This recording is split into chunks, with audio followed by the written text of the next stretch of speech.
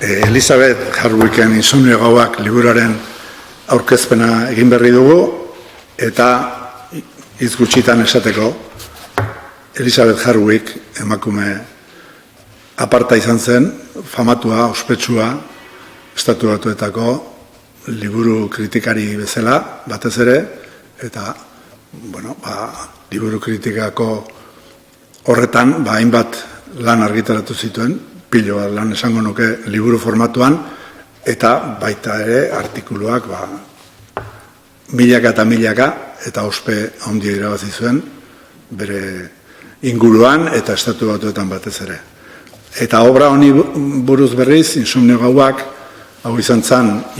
bere heldu aroan idatzitakoa, 63 urterekin idatzitakoa, eta ospe izugarria lortu zuen liburuak, eta sari pilo bat eta jaso ditu, honen kontura, eta bere bizitza osoko lanaren kontura. Konkretuki liburu honetan, ez dago oso garbi ari bat, ez dago hasiera eta bukaera bat, baizik eta murgiltzen gaitu, insomnio orduetako produktu fragmentario, lauso, ilun, baina aldi berean argi, eta nik esango nuke distira egiten duena. Gozamena, jende famatu askoren aipuekin, eta zorrotz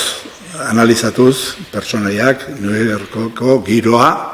eta besteleko askotakoa ere, Holandakoa tarteko.